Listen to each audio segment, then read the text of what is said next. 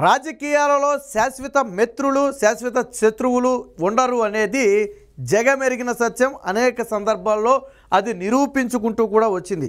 ఈరోజు భద్ర శత్రువులుగా ఉన్నవాళ్ళు రేపు రాజకీయంగా కలిసి పనిచేసిన ఘటనలు కూడా చాలా చూసాం.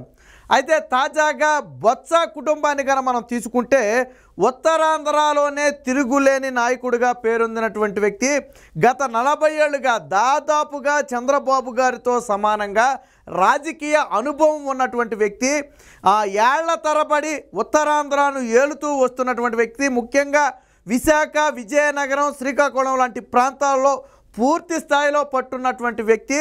కాంగ్రెస్ హయాంలోనూ మంత్రిగా చేశాడు, పిసిసి చైర్మన్గా చేశాడు, అనేక కీలక పదవులు నిర్వహించినటువంటి వ్యక్తి బొత్స సత్యనారాయణ. ఒక రకంగా మాట్లాడుకుంటే వైసీపీలోనే అత్యంత సీనియర్ నేత బొత్స సత్యనారాయణ. అసలు రాజశేఖర రెడ్డి చనిపోయినప్పుడు ముఖ్యమంత్రి పదవి కోసం పోటీ పడిన వాళ్ళలో బొత్స సత్యనారాయణ కూడా ఒకరు. సో అలాంటి వ్యక్తి తరువాత ఇదే జగన్మోహన్ రెడ్డిని విమర్శించాడు. మనందరికీ తెలుసు, అసలు రాజశేఖర రెడ్డి మరణంలో జగన్మోహన్ రెడ్డి హస్తముందేమోనని అనుమానం కలుగుతుందని విమర్శలు చేసిన పరిస్థితి. అలాగే విజయమ్మను కూడా నాడు అసెంబ్లీలో కొన్ని మాటలు అన్న పరిస్థితి. కానీ తరువాత ఇదే వైసీపీలో తప్పక చేరాల్సిన పరిస్థితి. ఎందుకంటే నాడు కాంగ్రెస్ పార్టీ విభజిత ఆంధ్రప్రదేశ్లో పూర్తిగా తుడిచిపెట్టుకుపోయిన నేపథ్యంలో గత్యంతరం లేని పరిస్థితుల్లో జగన్మోహన్ రెడ్డి దగ్గర చేరాడు. బట్ జగన్మోహన్ రెడ్డి అయితే మంత్రి పదవి ఇచ్చి గౌరవించినప్పటికీ కూడా అందరి చోటా మోటా నేతలాగానే జగన్మోహన్ రెడ్డి దగ్గర బొత్స సత్యనారాయణ కూడా చేతులు కట్టుకుని నిలబడాల్సిన పరిస్థితి. అంటే ఒకప్పుడు ముఖ్యమంత్రికి పోటీ పడ్డటువంటి వ్యక్తి, కాంగ్రెస్ పార్టీ హయాంలో ముఖ్యమంత్రి కావడానికి ప్రయత్నాలు జరిపినటువంటి వ్యక్తి ఈరోజు జగన్మోహన్ రెడ్డి దగ్గర చేతులు కొట్టుకుని నిలబడాల్సిన పరిస్థితి. తనకు తాను తగ్గించుకుంటూనే వచ్చాడు ప్రతిసారి కూడా. అయినప్పటికీ కూడా విజయసాయిరెడ్డి, వైవి సుబ్బారెడ్డిల ఒత్తిడికి తలొగ్గి వాళ్ళ ఆదేశాలు పాటించడం తర్వాత తప్ప ఉత్తరాంధ్రలో బొత్స ఏమీ చేయలేని పరిస్థితి వైసీపీకి వచ్చాక. సరే, ఇదంతా గతం, కాసేపు పక్కన పెడదాం. మరి ఇప్పుడు బొత్సకు రాజకీయంగా ప్రజలు సమాధి కట్టారా అంటే ఎస్, అవుననే సమాధానం వస్తుంది. ఎందుకంటే కంచుకోట, తనకు కంచుకోటగా ఉన్నటువంటి చీపురుపల్లిలో కూడా ఈసారి బొత్స దారుణంగా ఓడిపోయారు. అయితే బొత్స ఒక్కరే ఓడిపోవటం కాదు, ఆల్రెడీ భార్య గతంలో 2 సార్లు విజయనగరం నుంచి పార్లమెంట్కి ఎన్నికైంది. తాజాగా విశాఖపట్నం నుంచి పార్లమెంటుకు పోటీ చేస్తే భార్య ఝాన్సీకి కూడా ఘోర పరాజయం తప్పలేదు.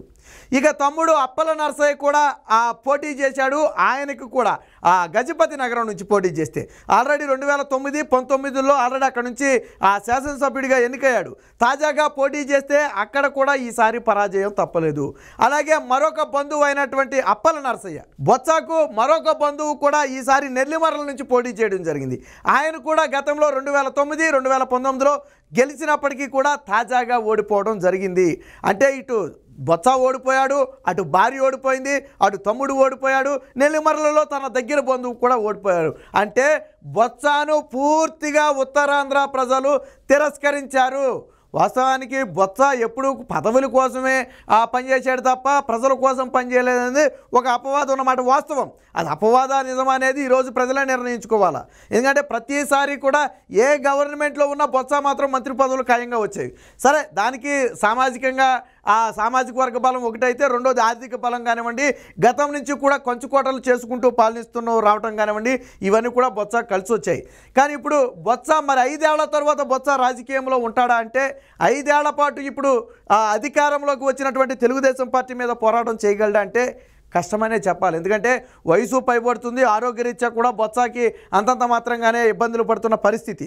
సో ఇలాంటి నేపథ్యంలో మరొక 5 ఏళ్ల తరువాత మళ్ళీ బొత్స పోటీ చేస్తాడంటే కష్టంగానే కనపడుతుంది. పోనీ బొత్స తనయుడిని రాజకీయాల్లోకి తీసుకొద్దామని ప్లాన్ చేస్తే పాపం అది కూడా బెడిసిగొట్టింది. ఆల్రెడీ తెలంగాణ భూ కుంభకోణంలో ఎరుక్కుని ఆరోపణలు ఎదుర్కొంటూ కేసులు ఎదుర్కొంటున్నటువంటి పరిస్థితి. సో కొడుకేమో అలా కేసులతో ఇరుక్కుపోయాడు, భార్య ఓడిపోయింది, తమ్ముడు ఓడిపోయాడు, బంధువు ఓడిపోయాడు, చివరికి బొత్స కూడా ఓడిపోయాడు. అంటే ఉత్తరాంధ్ర ప్రజలు బొత్స సత్యనారాయణను పూర్తిగా తిరస్కరించారు. ప్రస్తుతం విద్యాశాఖ మంత్రిగా ఉన్నటువంటి బొత్స అంతకుముందు పురపాలక శాఖకు మంత్రిగా ఉన్నట్టున్నాడు, మున్సిపల్ శాఖ మినిస్టర్గా ఉన్నట్టున్నాడు. తర్వాత జగన్మోహన్ రెడ్డి ఆ క్యాబినెట్ను అటు ఇటు మార్చిన సమయంలో వాస్తవానికి బొత్స సత్యనారాయణకు అప్పుడే ఆ క్యాబినెట్ నుంచి తప్పిస్తారని ఒక ఇది వచ్చింది. అయితే క్యాబినెట్ నుంచి తప్పిస్తే బొత్స బయటికి వెళ్ళిపోయే ప్రమాదం ఉందని చెప్పి ఒక సందేశం జగన్మోహన్ రెడ్డికి అందటంతో, ఎందుకంటే ఆయన మనస్తాపం చెంది బయటికి వెళ్ళొచ్చు సీనియర్ మినిస్టర్, సో ఆ సందేశం పొందడంతో ఎందుకు వచ్చిన తలనొప్పి అని మొత్తానికి బొత్సానైతే ఆ క్యాబినెట్లో కొనసాగించి ఎడ్యుకేషన్ మినిస్టర్గా మార్చడం జరిగింది. వాస్తవానికి బొత్స సత్యనారాయణకు ప్రాధాన్యత అంటే ఎడ్యుకేషన్ మినిస్టర్ అంటే పెద్దగా ఇతర వాటితో పోలిస్తే పెద్దగా ప్రాధాన్యత కనపడదు. సో ప్రాధాన్యత లేని నాకు మినిస్టర్ ఇచ్చారని చెప్పి బొత్స ఒక రకంగా అలిగిన మాట కూడా వాస్తవం.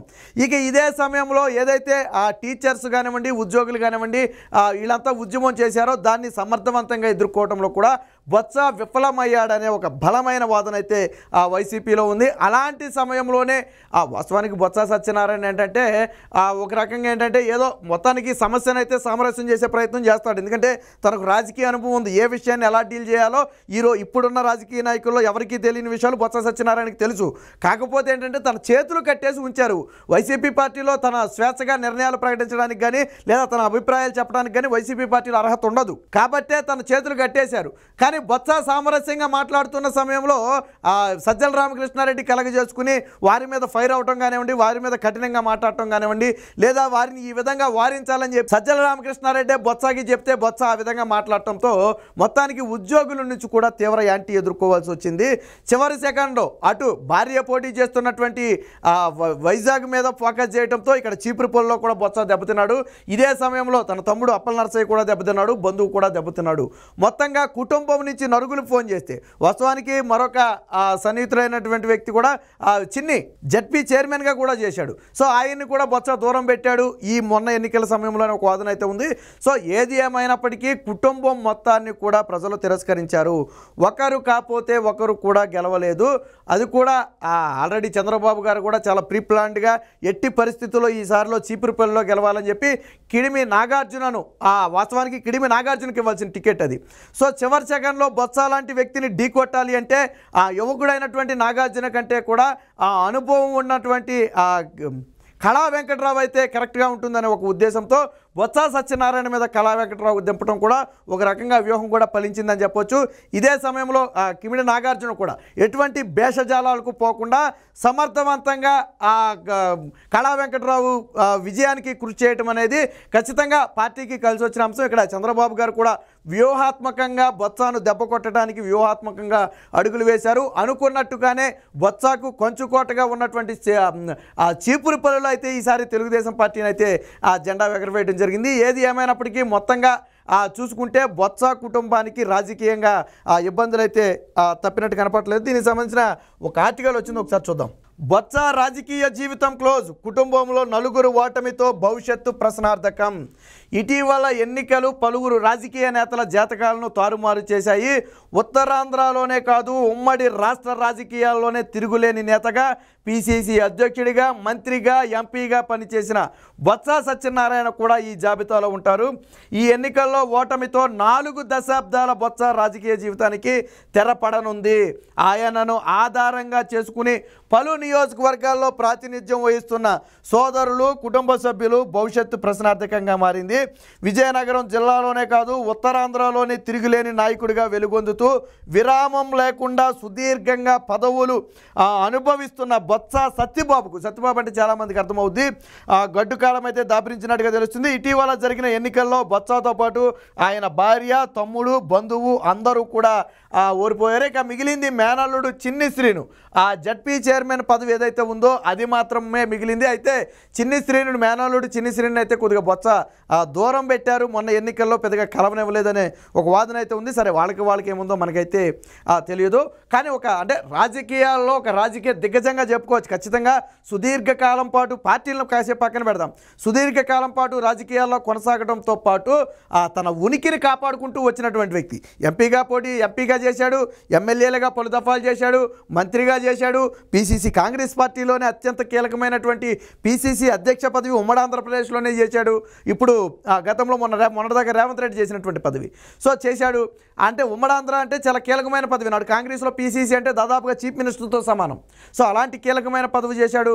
అయితే బొత్స జీవితంలో ఏదైనా మచ్చ ఉందంటే ఒకటి వోక్స్ వ్యాగన్ కేసు. నాడు రాజశేఖర్ రెడ్డి హయాంలో పరిశ్రమల శాఖ మంత్రిగా ఉన్న సమయంలో అనుకుంటా బహుశా ఈ వోక్స్ వ్యాగన్ కేసు అయితే రావడం జరిగింది. మొత్తానికి ఎలాగో రాజశేఖర్ రెడ్డి అయితే దాని నుంచి బొత్సను తాత్కాలికంగా బయట అయితే పడేయడం జరిగింది. బట్ జగన్మోహన్ రెడ్డి హయాంలో మాత్రం బొత్సకైతే అనుకున్న స్థాయి గుర్తింపు అయితే రాలేదు. నాడు రాజశేఖర్ రెడ్డికే సలహాలు ఇచ్చి ఆయన దగ్గర భుజం మీద చేతులేసి తిరగగలిగినటువంటి చనువు, చొరవ నాడు బొత్సాకు ఉంది. బట్ ఈరోజు కొడుకు జగన్మోహన్ రెడ్డి దగ్గరికి వచ్చేటప్పటికి మాత్రం చేతులు కట్టుకుని నిలబడాల్సిన పరిస్థితి. సో ఆర్థికంగా కొద్దిగా బలవంతుడు కావడంతో జగన్మోహన్ రెడ్డి కూడా వాళ్ళ భార్యకు కానివ్వండి, తమ్ముడికి కానివ్వండి సీట్లు ఎందుకు ఇచ్చాడా అంటే వాళ్ళ కుటుంబం ఆర్థికంగా బలమైన కుటుంబం, అందులో సందేహం లేదు.